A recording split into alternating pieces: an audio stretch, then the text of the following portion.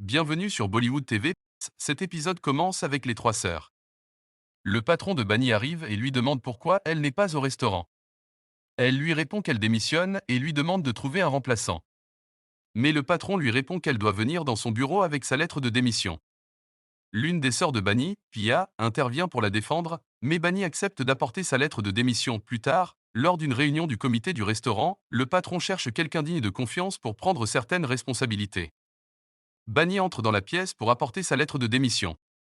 En partant, le patron lui dit qu'il accepta sa démission au poste de serveuse, mais qu'il la nomme à un nouveau poste de directrice générale. Bunny, stupéfaite par cette annonce, n'arrive pas à y croire. Cependant, Rambir ne semble pas apprécier cette décision.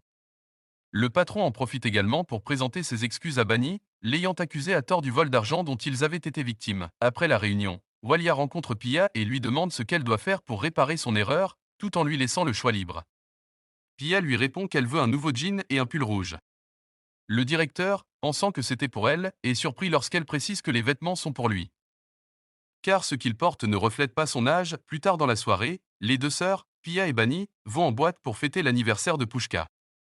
Une fois sur place, Bunny se sent mal à l'aise et souffre d'un mal de tête. Pushka l'emmène s'asseoir, mais elle lui demande de profiter de la fête. Il lui répond que si elle a besoin de quoi que ce soit, elle n'a qu'à lui faire signer. Un malfaiteur présent à la fête découpant la robe de Pia, qui accuse à tort Pushka. Ce dernier lui dit qu'il n'a rien fait, mais elle refuse de le croire. Pia ramasse un couteau comme preuve et la montre à Pushka. Peu après, Pushka remarque que Bunny a disparu. Un autre malfaiteur avait payé un serveur pour glisser une substance dans son verre.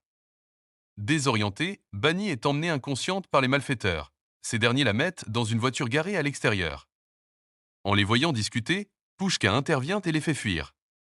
Il trouve Bunny inconscient sur la banquette arrière. Cependant, Pia, toujours persuadée que Pushka a coupé sa robe, pense qu'il est également responsable de l'état de Bunny. Elle tente de l'arrêter, mais en vain, Pushka emmène Bunny chez elle. À son arrivée, il trouve sa sœur Rano, puis Pia arrive également. Rano, furieuse, reproche à Pia d'avoir laissé Bunny seule. Elle demande à Pushka qui l'a apporté, et celui-ci lui explique toute la vérité. Pia réalise alors qu'elle s'est trompée sur son compte Rambir, qui avait envoyé les trois malfaiteurs pour enlever Bunny, et furieux en voyant Sahir revenir blessé après que Pushka ait sauvé Bunny. Pour se venger, il décide de passer à l'action. Pia finit par retrouver Pushka pour lui présenter ses excuses, mais il l'évite. En sortant de la boîte, elle aperçoit un homme sur la voiture de Pushka.